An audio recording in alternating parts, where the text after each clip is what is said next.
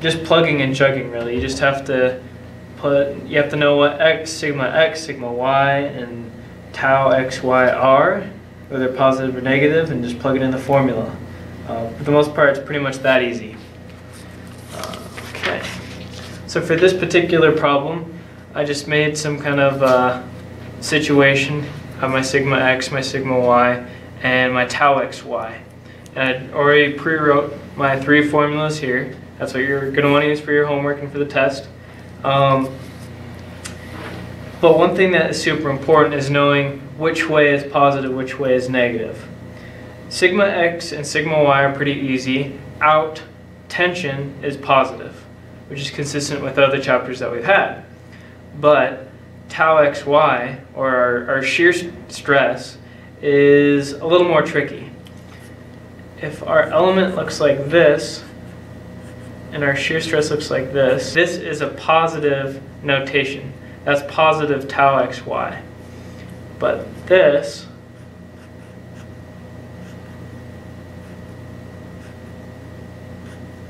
is a negative orientation of tau xy. So these two tell you whether it's positive or negative. And that's going to influence all 3 of these. Oops, got the tau xy. All 3 of these formulas have tau xy, so that's really important. Okay, what we're trying to do, we're trying to redraw our stress element when it is inclined 15 degrees, 18.43 degrees, kind of random, and 20 degrees.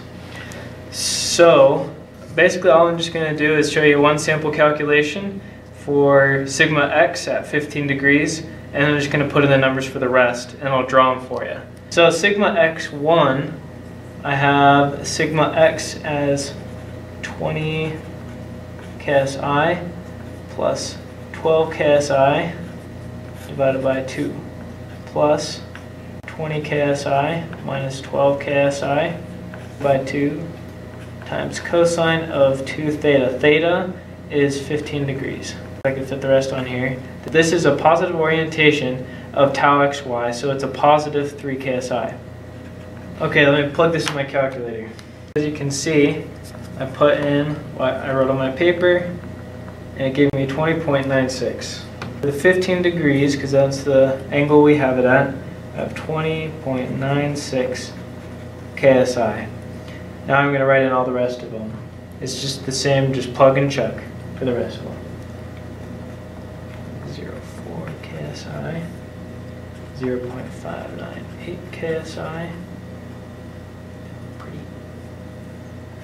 21.00 ksi, 11.00 ksi, 0.000867 ksi, 20.99 ksi, 11.01 ksi, this is negative 0.273 ksi.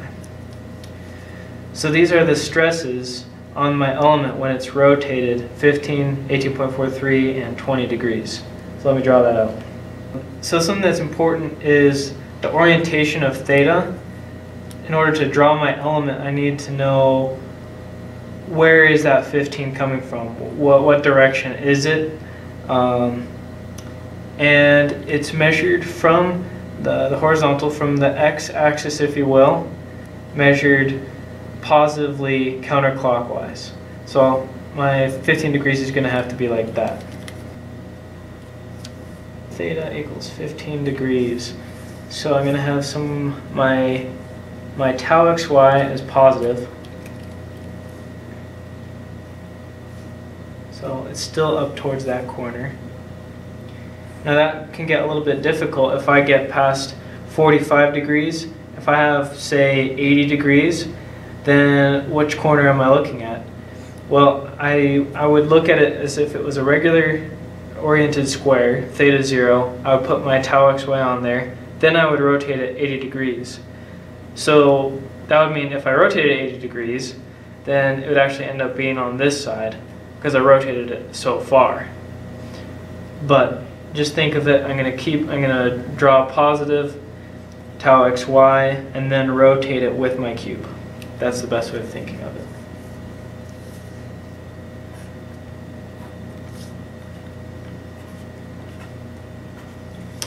Okay, now it's properly oriented, I have to just put the right numbers in the right spot.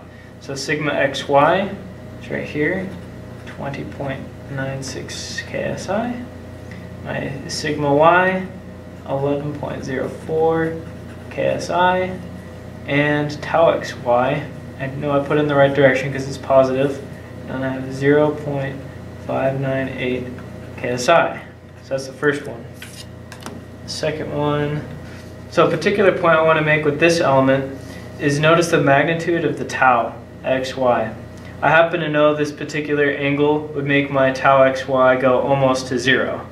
So I'm just going to consider it 0 and put my sigma x and sigma y where they're supposed to be. And I'm going to not draw any not going to draw any tau because of that.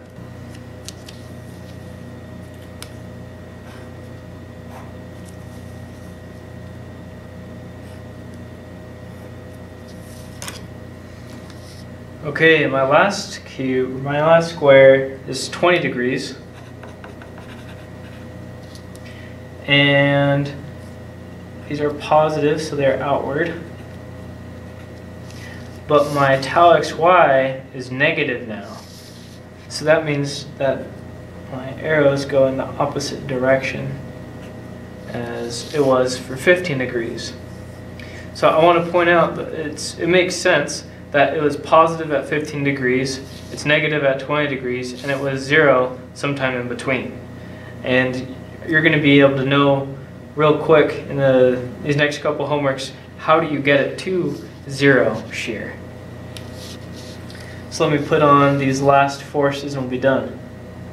20.99 ksi, 11.01 ksi. So there's not very much difference between these values, except the shear is a lot different. Now, since I put it in the negative direction, I'll label it positive 0.273 ksi. And that concludes this problem.